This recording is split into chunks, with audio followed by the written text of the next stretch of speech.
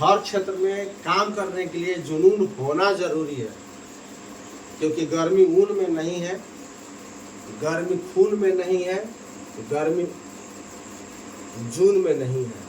गर्मी होता है तो सिर्फ जुनून में होता है। जब इंसान के अंदर कोई भी जुनून हावी कर ले अपने अंदर में, किसी भी काम को करने के लिए, पढ़ाई हो, पढ़ाई में सभी तरह के हो जाएगा, doctor, engineer, officer, ISC, BSc, IIT, NDA, जो भी तैयारी करना हो, पढ़ाई के मतलब ही पढ़ाई हो गया, पढ़ाई में सब कुछ हो गया, उसके लिए भी जुनून चाहिए। और जुनून रहेगा तो खाना पीना, अब मोबाइल में व्हाट्सअप, मैसेंजर, फेसबुक ये सब नहीं दिखता है, उसी पढ़ाई दिखता है कि हमको पास करके सबको दिखाना है, क्योंकि जो दिखता है वही बिकता है। देखने से 83%, सुनने से 11%, छूने से 3.5% और अन्य कारणों से होता है 100%, अन्य कारणों से 2.5%, सॉरी, अन्य कारणों से 2.5% और टोटल को जोड़िएगा तो होगा 100%, जो हम आपको दिखाते हैं। सुनने से 83%, सॉरी, शुरुआत कर रहे हैं ना इसलिए। देखने से 83%, सुनने से 11%, छूने से 3.5% और अन्य कारणों से होता है 2.5%। ये सब जोड़िएगा तो होगा 100%। इसलिए हम कुछ भी करें तो पहले अपने अंदर के इम्यूनिटी सिस्टम को जगाना होगा, विल पावर को जगाना होगा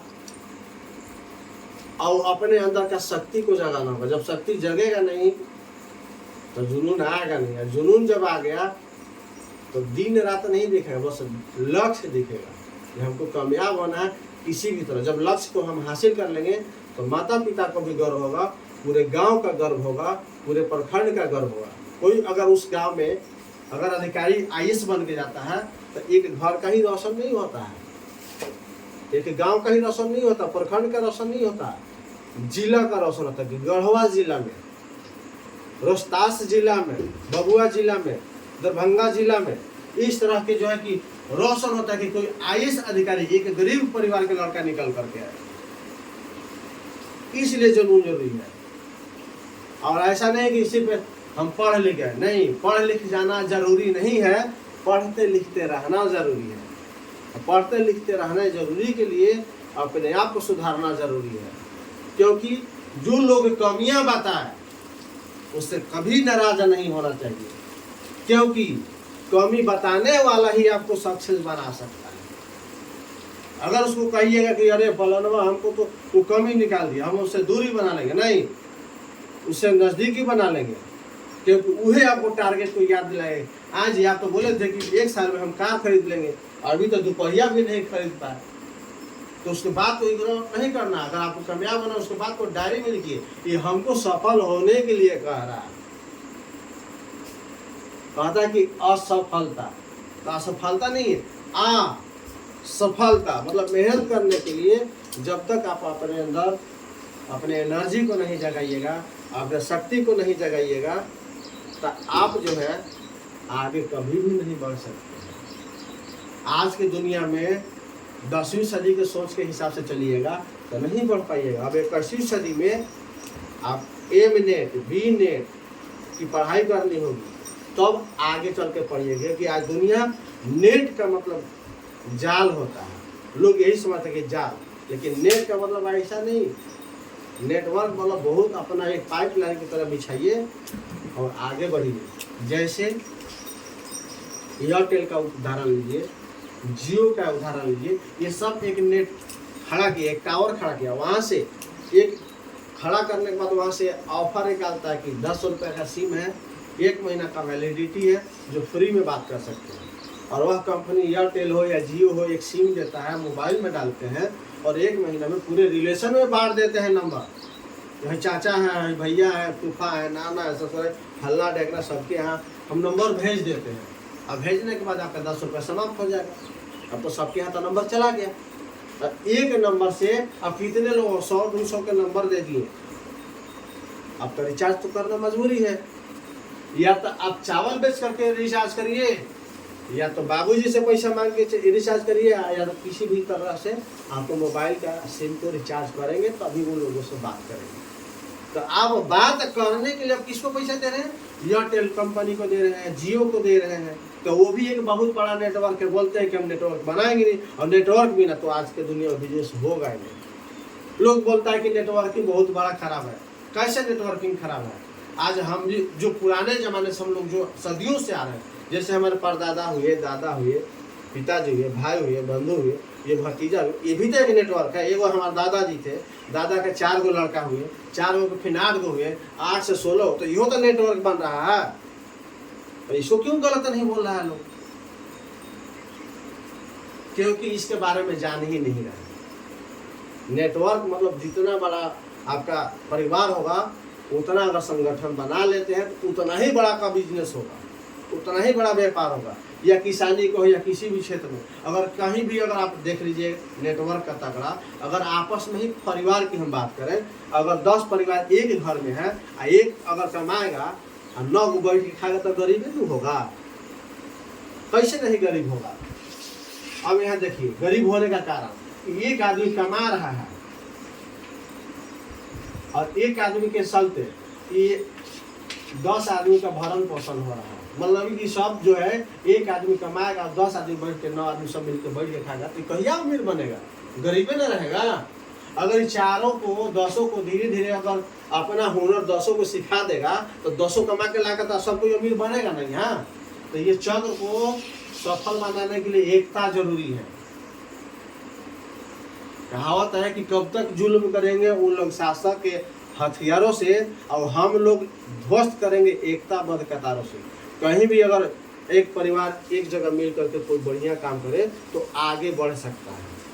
अगर घर में ही फूट हो गया तो वो कहीं नहीं आगे बढ़ सकता है। नेटवर्क में बहुत सारा चीज़ वही होता है कि एक आदमी अगर ये काम करता है इस तरह से, अगर एयरटेल का अगर बढ़िया से सर्विस इसको दे रहा है तो ये आगे बढ़ते जाएगा, हर गांव में जो है ये फैलते जाएगा, इस तरह से फैलते जाएगा। लेकिन अगर ये नेटवर्क अगर ना रहे तो ये आगे बढ़ेगा कहियो? नेटवर्क कहीं भी एगो नींव डाला जाता है, अब बिना नींव के जो है कि घर बनता नहीं है, उसी तरह से टावर खड़ा नहीं होता है। तो आज के डेट में नेटवर्क की जानकारी जरूरी है। आज एम नेट की पढ़ाई कर लीजिए, बी नेट का हो, सी नेट का, अगर ये पढ़ाई अगर हो जाता है तो दुनिया में किसी भी कोने में आप जाइएगा तो 40,000 50,000 का सैलरी आप कमा सकते हैं। क्योंकि आज IAC BSc कर रहे हैं, तो IAC करके कोई बी फार्मा डी फार्मा कर तो रहे हैं, मगर कितने लोगों को आज जो है कि डिग्री मिलने के बाद जो है कि नौकरी मिल गया है। नौकरी के याद आता है कि नौकरी कहते हैं कि जिंदगी भर भूखे मरने नहीं दूंगी, मगर 100% गारंटी भी है कि हम तरक्की नहीं करने देंगे। ईमानदारी के नौकरी लोग करें तो कितने ऐसे लोग हैं जो कि तरक्की के रास्ते पे गए हैं। जितने हैं वो काउंटर के नीचे से घूस लेते हैं और वही घूस के पैसा से बिल्डिंग बनाता है, तो कहीं घर जमीन लेता है, तो गाड़ी बंगला लेता है। लेकिन ईमानदारी पर आज तक आगे कोई नौकरी वाला नहीं बढ़ा है, क्योंकि महंगाई इतना ज़्यादा है कि महंगाई लोगों को कमर तोड़ दिया है। क्योंकि हमको याद है कि हर 20 साल पर 10 गुना महंगाई बढ़ रहा है। अगर उसका आंकड़ा अगर स्कूल में पढ़ाया जाता, आज बच्चे जो पढ़ के आगे निकल रहे हैं वह नौकरी के पीछे नहीं भागते। उसका भी हम एक आंकड़ा दिखा रहे हैं जो महंगाई का आंकड़ा है, और इस आंकड़े के हिसाब से हर इंसान को निर्णय लेना होगा कि हम करें से क्या करें। हम 1940 के नहीं हैं, लेकिन एक आंकड़ा में हम उसके बारे में बता सकते हैं। 1940 के हम नहीं हैं, 1960 के भी हम नहीं हैं, 1980 के भी हम इसी के आसपास में। 2000 हमारे नजरों के सामने गुजर गया, 2020 भी हमारे नजरों के सामने गुजर गया। अब 2040 आने वाले पीढ़ी को देखना है कि कैसे चलेगा। अब यहाँ के महंगाई की बात करें कि दाल रोटी की अगर हम बात करते हैं और मौज मस्ती की अगर आंकड़ा मिला करके देखेंगे तो समझ में आएगा कि हम अभी किस स्टेज पर, किस स्तर पर अभी हम लोग यहाँ हैं। सोचने पर आप मजबूर हो जाएंगे कि हम करें से क्या करें। देखिए 1940 में पूरे परिवार के खर्चा 4 रुपया में दाल रोटी हो जाता था पूरे परिवार, और मौज मस्ती करने के लिए आपको 10 रुपया की आवश्यकता उसमें होता था। 10 रुपया रहता तो बढ़िया से घी दूध मलाई रबड़ी इधर उधर घूम घाम के आदमी आ जाता था, बहुत था उस समय।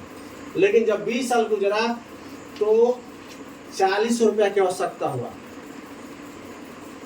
40 रुपया में दाल रोटी भरण पोषण, ही नहीं कि हम मौज मस्ती बढ़िया कपड़ा बढ़िया लाता, नहीं, सिर्फ भरण पोषण। और 100 रुपया में मौज मस्ती उस टाइम में। जब 1980 आया तो 400 का पूरे परिवार का खर्चा दाल रोटी चलता था, और यह 1000 रुपया जब रहता था उस समय तो मौज मस्ती चलता था। और जब 2000 ईस्वी आया तो हम खुद यहाँ पे झारखंड के कांडी धरातल पर जो हुआ 4000 रुपये में पूरे परिवार को चलाना बड़ा कठिन हम देखते थे। चावल रोटी पूरे सब्जी वगैरह जो भी खरीद के देखा जाए तो पूरे परिवार को चलाना बड़ा मुश्किल। जिसके घर में 10 परिवार हो 20 परिवार हो, ये 4000 बहुत हार्ड चीज़ था। और मौज मस्ती के लिए ये 10,000 भी ज़्यादा लगता था। लेकिन 2020 में 40,000 रुपया रहेगा तो दाल रोटी, और मौज मस्ती के लिए 1 लाख रुपया मौज मस्ती। अब बताएं कि 4000 में कौन सा ऐसा नियति है कि 40,000 रुपया में जो है कि आज कौन नौकरी है कि 40,000 रुपया हमको दे और पूरे परिवार का हम खर्चा चला ले। आज 15,000 20,000 में पारा शिक्षक नौकरी कर रहे हैं 8 घंटा, यस सर, जी सर, नो सर। कहीं भी एक बढ़िया पद के लिए आदमी जा रहा है तब पर भी 40,000 रुपये जो है किसी तरह से बचा रहा है। 40,000 आ रहा है तो पूछिए कि कितना बचा, तो समझ में आता है कि सर 2,000 भी बचाना बड़ा मुश्किल है। अब मौज मस्ती के लिए 1 लाख रुपया चाहिए। अगर मौज मस्ती करने के लिए 1 लाख रुपया कहाँ से, कौन ऐसा आदमी नौकरी करेगा, कौन ऐसा बिजनेस करेगा कि हमारे पास पैसा है हम पूरे परिवार को खर्चा चला सके। कोई ऐसा नौकरी अगर आपके नज़र में है तो बताइए। हमें नहीं लगता है कि आपके पास नौकरी 1 लाख रुपया करने वाला आपके पास नौकरी का, आपके पास एजुकेशन, आपके पास शिक्षा होगा। उसके लिए टैलेंट बनना होगा, IAS अधिकारी बनना होगा। उसका सैलरी कितना है IAS अधिकारी का? कितना है? आप लोग जीके पढ़ते कितना है? 56,000। एक IAS बनने के लिए कितना तैयारी करना पड़ता है, कितना खर्चा करना पड़ता है। रात दिन एक करने के बाद कंपटीशन तो क्या फलना ढेकाना ये सब करना पड़ता है ना। फिर भी कहता है कि हम नौकरी करेंगे, देश का अधिकारी, अरे बनिए, हम मना नहीं करते, लेकिन उसके लिए व्यवस्था चाहिए, पैसा चाहिए, रुतबा चाहिए, सोच चाहिए, तब जाकर के आपका उसमें जाता है। कहीं भी सिलेक्शन के लिए जब तक ये नहीं रहेगा, यानी माल पानी जब तक नहीं रहेगा तब तक वो नौकरी मिलना बड़ा कठिन है। Police, Jharkhand police, Bihar police को नौकरी लेने के लिए 2 लाख 2.5 लाख रुपया डोनेशन लेता है लोग, मेडिकल टेस्ट में लेता है, तब जाके कहीं आप जाते हैं। टैलेंट रहने के बाद भी आप नहीं जा पाते हैं, अब बगैर टैलेंट जो पैसा देकर तुम चला जाता है। आज के लिए तो पैसा नहीं है तो कहाँ से काम करेंगे। तो उसके लिए हमारे नज़र में, हमारे समझ से वही चीज़ हम कर रहे हैं कि यहाँ जो है कि आज 1 लाख रुपया 2024 चल रहा है, 26 साल के बाद 20 साल पूर्ण जाएंगे। अब ये भी जो है कि अगस्त जुलाई है, जुलाई तक अभी हम देख रहे हैं कि 40,000 भी लोग इकट्ठा नहीं कर पा रहे हैं दालों के लिए। फिर भी इसी में कहते हैं कि संतोषम परम सुखम। जी नहीं, ये आपकी मजबूरी है, समझौते में जिंदगी जी रहे हैं। ये आप नहीं कह पा रहे हैं कि हमारे पास पैसे नहीं हैं, ये नहीं बोल पा रहे हैं कि हमारे पिताजी काम नहीं करते हैं, ये नहीं कहते हैं कि मजबूरी में गौए में रहना पड़ता है, क्योंकि बाहर जाने में आपको शर्म लगता है, जबकि शर्म नारी में होना चाहिए। कहावत है कि नारी में शर्म, प्रशासन में गरम, और बिजनेस में नरम होना पड़ता है। नौकरी की स्थिति बताई, लेकिन आप छोटा बिजनेस अगर करेंगे तो बहुत बड़ा बिजनेस हो सकता है। अब उसके बारे में हम आपको थोड़ा सा बताते हैं, पर्दा आपकी नज़रों से हटाना चाहेंगे कि वह छोटा बिजनेस से बड़ा हम कैसे बन सकते हैं। बिजनेस करने के लिए शर्म करिएगा तो कभी भी आगे नहीं बढ़ पाइएगा। हम अपनी उदाहरण बताएं तो छोटा सा एकदम हम शॉर्ट में बताना चाहेंगे कि हम गरीब परिवार से हैं, और गरीब का मतलब ऐसा नहीं कि भूखे मर जाए, गरीब मतलब कि सारे व्यवस्था हम नहीं कर पाते हैं। गरीब घर में पैदा होना गुनाह नहीं है, गरीब घर में पैदा होकर मर जाना गुनाह है। हम गरीब घर में जन्म लिए, लेकिन हम उस दिन से हम अपने नामों पे उदाहरण और समझने लगे कि हमारा नाम उगेंद्र क्यों रखा गया है, और रखा किसने? उगेंद्र, उग प्लस इंद्र।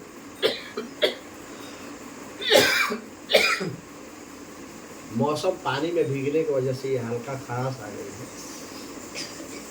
अब जो है उगेंद्र का मतलब हम बार बार ये चीज हम समझ नहीं पा रहे थे कि आखिर रखा क्या गया।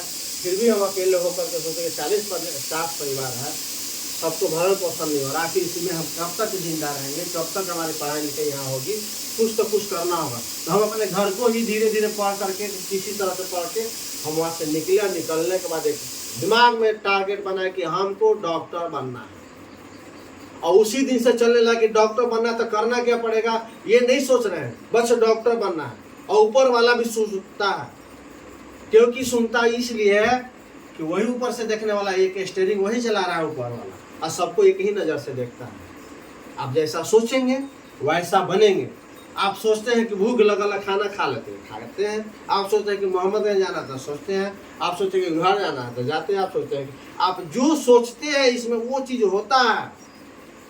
तो हम नमक रोटी काहे के लिए सोचेंगे? वो इंसान की तरह पंडित जी थे और नून रोटी खा रहे थे, तो कोई बोला कि भैया आप नून रोटी काहे खा रहे हैं? तो मैं नून रोटी इसलिए खा रहा हूँ कि हमारे पास नहीं है, मैं सोच रहा हूँ कि नून रोटी खा रहे हैं तो वो बेसी खाएंगे। तो अगला कहते कि जब सोचना ही है तब रसगुल्ला सोचिए, बढ़िया बढ़िया मिठाई सोचिए, ताकि 2-4 रोटी और डबल खा लीजिएगा। सोचने में तो पैसा नहीं लगता है। तो ये एक ऐसा सॉफ्टवेयर है कि इसमें जो चीज़ सोचेंगे वो चीज़ बनता है। आप सोचेंगे कि मोबाइल बनाना, बनाने वाले बन जाएंगे, आप नहीं बना रहे, कोई ना कोई तो मोबाइल बना रहा है। आप सोचते हैं कि पंखा बनाना है, बनाने वाला बना रहा है। आप सोचते हैं कि हम हवाई जहाज बनाए, तो बनाने वाला तो इंसान ही ना बना रहा है। तो जैसा हम उस बीज उसमें डालेंगे वैसा ही निकल करके आएगा। तो मुझे कहने का मतलब ये है, पूरा सारांश ये है चैप्टर पार्ट 1 का, कि आप कहीं भी जाइएगा तो अपने आप को ऊर्जावान शक्तिवान बनाने के लिए आपको जुनून रहना जरूरी है। समझ में आया तो बेस्ट, और नहीं तो नेक्स्ट आप आगे बढ़िए। धन्यवाद।